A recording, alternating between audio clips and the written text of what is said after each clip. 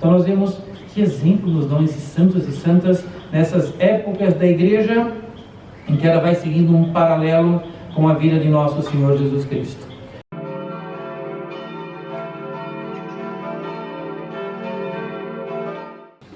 Quando nós temos a graça de a cada domingo, a cada semana, vermos verdadeiras maravilhas da vida de nosso Senhor Jesus Cristo, nós podemos fazer assim um paralelo muito interessante com todo o périplo, todo o avançar da Santa Igreja ao longo dos séculos e séculos até os nossos dias. Porque não tem como não haver um paralelo com a vida de nosso Senhor Jesus Cristo. A nossa vida tem um paralelo com a vida dele. Ou seja, o fato de nós pegarmos a nossa cruz, levarmos a nossa cruz até o alto do Calvário, as quedas que ele teve na Via Crucis. Também temos, às vezes, quedas pelos nossos caminhos, mas, sobretudo, não podemos desanimar e nem caindo no chão deixar a cruz rolar. Nós temos que levantar assim como o nosso modelo e nosso Deus se levantou. Temos que pedir forças através da oração e da graça para que nós possamos abraçar novamente a cruz e seguir o caminho. E ao longo da caminhada aparece de vez em quando um sirineu, alguém que nos ajuda a levar a cruz, como o próprio Nosso Senhor quis que aparecesse um sirineu e ajudasse ele a levar a cruz. Só que tem alguém que nos ajuda a levar a cruz, como foi a vida dele, mas também, será que nós não temos que ajudar às vezes os outros a levarem a cruz também? E assim, de alguma forma, sermos também os sirineus e, quiçá, as sirineias, para que possamos ajudar os nossos irmãos a levar a cruz também até o alto do caminho? Sem dúvida nenhuma. E também, de vez em quando, além de um sirineu, aparece uma santa que vai ali, Verônica, com o seu véu que enxuga aquelas marcas, o sangue, as escarradas do rosto, da face divina de nosso Senhor. Também, de vez em quando, tem que aparecer alguém assim, e da mesma forma também nós temos que, de vez em quando, enxugar o rosto de alguém que está passando por uma aflição, por uma provação, que chega quase aos laivos do desespero. Temos que fazer isso, faz parte da nossa vida de cristão, isso baseados na vida de nosso Senhor Jesus Cristo. E a igreja é assim. Quando nós imaginamos nosso Senhor, no seu nascimento, pensem, quando nós chegamos na época do Natal, por assim dizer, não tem uma época mais inocente, mais bonita, mais maravilhosa que o Natal. Quem não gosta do Natal?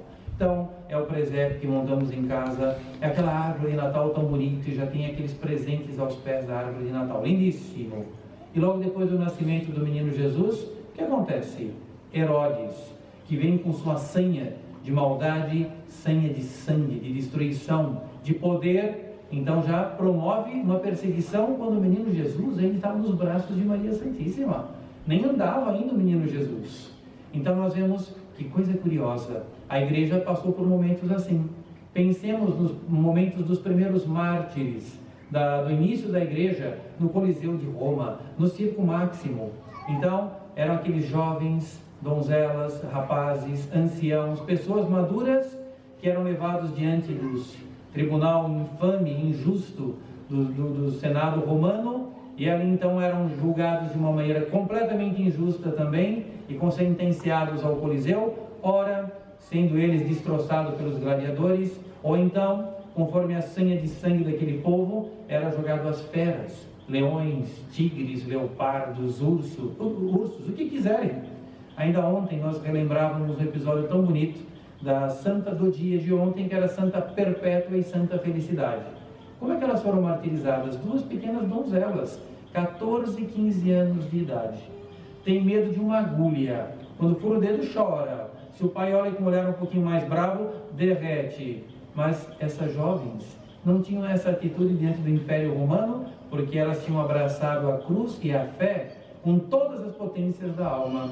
E aí, quando comparecem diante de um coliseu, não tem medo, e não vem aquilo mais do que formigas gritando pela morte delas. Vem aquilo, isso é ridículo, porque eu estou aqui, quero manter o meu estado de graça, quero ser fiel a essa fé ensinada pelos apóstolos, vindas de nosso Senhor Jesus Cristo, e pouco importa, por curiosidade talvez, qual é o método que vão se utilizar para nos martirizar?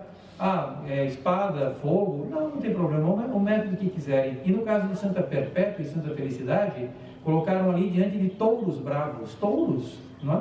Bois, esses animais bravos, tem até descrição no ofício divino. E o que acontece? elas estando ali, ilesas, puras, santas e justas, soltam aquele animal feroz e jogam elas para cima com toda a violência, com chifradas. E vejam que coisa curiosa, e nós vemos esse paralelo com a vida dessa perseguição de nosso Senhor Jesus Cristo.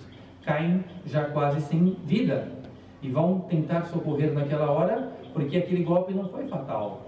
Mas quando Santa Perpétua é como que acordada do desmaio, na realidade ela não estava desmaiada não. Sabe o que aconteceu? Ela estava em êxtase. Estava tendo uma visão mística do Divino Espírito Santo, de Nossa Senhora, da igreja que iria frutificar no futuro.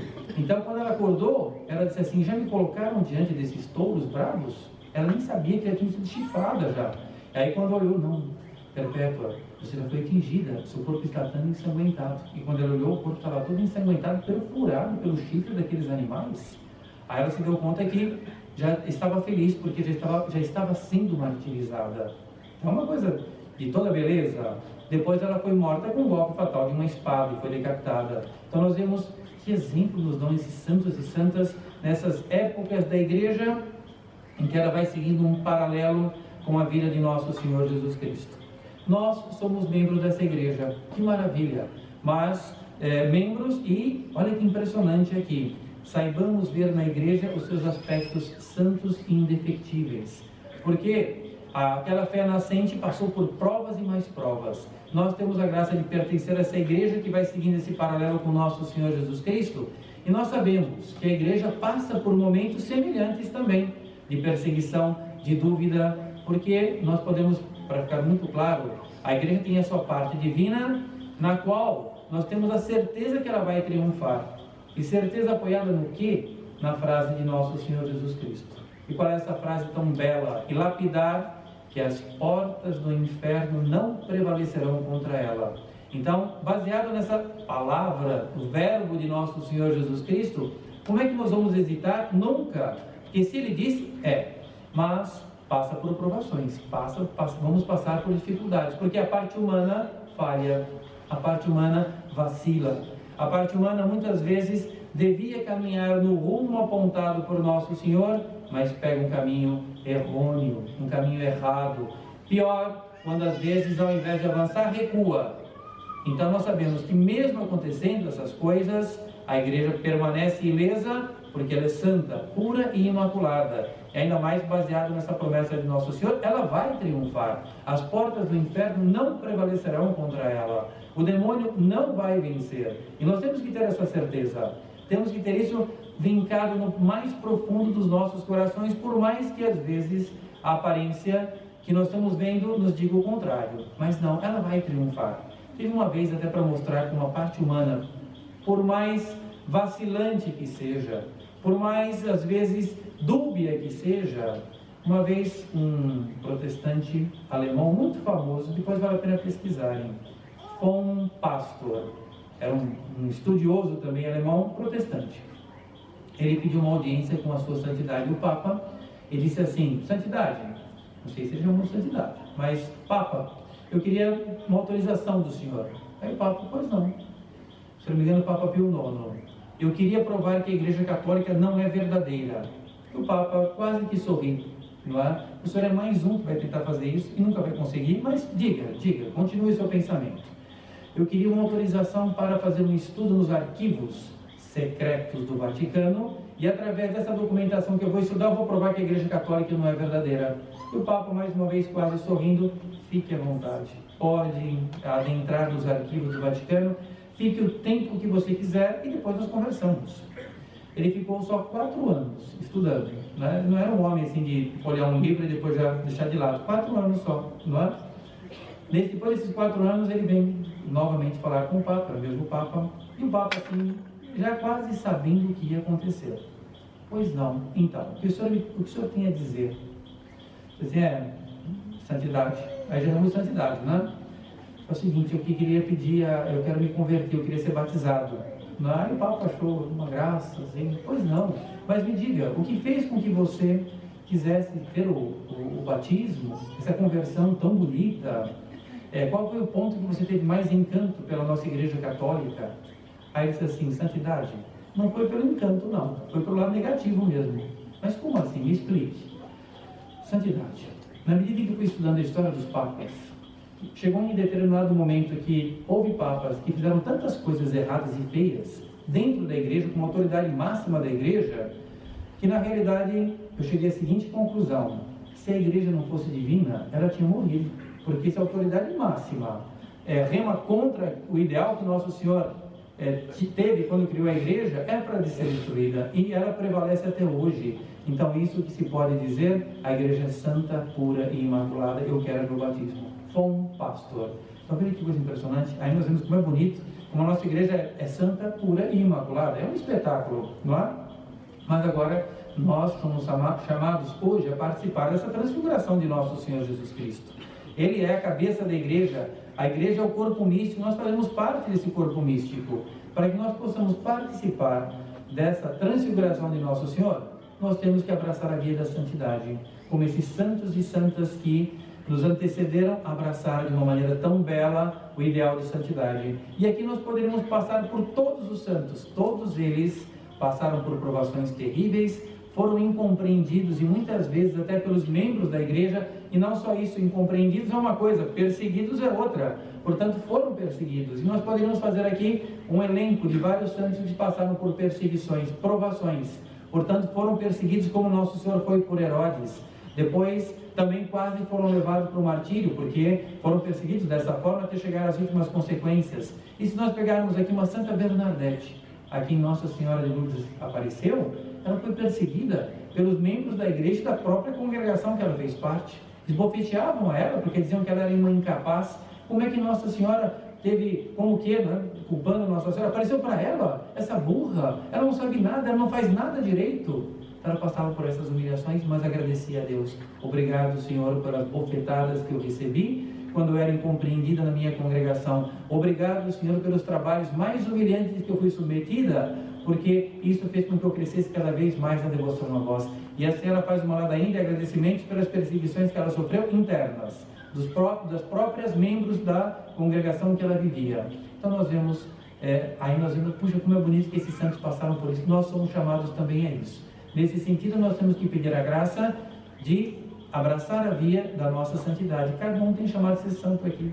Já pensou? Aqui nós somos, não sei, 150 pessoas, 150 santos. Saindo por essa cidade, eu garanto que faria um estrago a obra de Satanás de todo o tamanho. Cada um estaria num canto, sendo um verdadeiro sol, uma verdadeira referência para a nossa sociedade. Porque abraçou a via de santidade, soube romper com uma carapaça de uma sociedade que às vezes ela é insuflada pelo demônio, que não permite a pessoa abraçar essa via de santidade e abraçar a via da cruz, porque parece que tudo faz com que a pessoa fuja da cruz. Uma loucura. A loucura, fugir da cruz. Nós temos que pedir a graça de abraçar a cruz como Nosso Senhor abraçou, quando os carrascos, os algozes trouxeram a cruz para ele carregar. Ele, além de abraçar a cruz, ele osculou, ele beijou a cruz que recebeu do Pai, por amor a nós. Então também nós temos que participar dessa mesma forma, dessa cruz de nosso Senhor Jesus Cristo, abraçá-la e beijá-la. E quando a pessoa leva até o alto do Calvário a sua cruz, que parece que tudo está acabado, é a hora que tudo começa. Porque levando a nossa cruz até o alto do Calvário, depois o que veio depois da morte e crucifixão, veio a ressurreição. E depois nós teremos essa mesma ressurreição. Então nós temos que pedir hoje, de maneira muito especial, não é, a Nosso Senhor, a Nossa Senhora, de termos a graça, de termos a integridade que Nosso Senhor nos dá exemplo divino, a integridade de Maria Santíssima, a integridade dos santos, que são tão exemplos para nós, que nós possamos seguir esses exemplos, e assim também ser exemplos para outros também. Dessa forma, vamos pedir hoje nessa Santa Missa, essa graça. Senhor, que eu possa ter a integridade dos santos, que eu possa ter a integridade dos fundadores. Até me vem agora na cabeça que estamos aqui reunidos nessa casa, uma casa dos arautos do Evangelho, porque o nosso fundador foi uma pessoa íntegra, é uma pessoa íntegra, que procurou corresponder ao chamado, abraçou a sua cruz, fez essa fundação que hoje se espalha pelo mundo inteiro, o Monsenhor João. Então nós ficamos felizes de ter a graça de também ter um exemplo próximo de nós. Aqui, tantos movimentos participam, temos os fundadores também, que são os exemplos que receberam do Espírito Santo o dom de fundar uma congregação com um carisma, com uma espiritualidade própria, da qual nós devemos nos admirar, devemos nos somar força na Santa Igreja e assim juntos caminharmos nessa caminhada da santidade e, assim como Nosso Senhor, abraçarmos a nossa cruz. Se cairmos, vamos levantar, se pecamos, vamos nos confessar, nunca desanimar, sermos os sirineus, sermos as Verônicas dos nossos irmãos, de vocação dos nossos irmãos da Santa Igreja, e assim juntos um dia contemplar face a face, na transfiguração definitiva, o rosto divino de nosso Senhor Jesus Cristo, o rosto santíssimo de Maria Santíssima e o rosto dos santos e santas que tanto foram os exemplos para nós aqui na terra. Louvado seja nosso Senhor Jesus Cristo.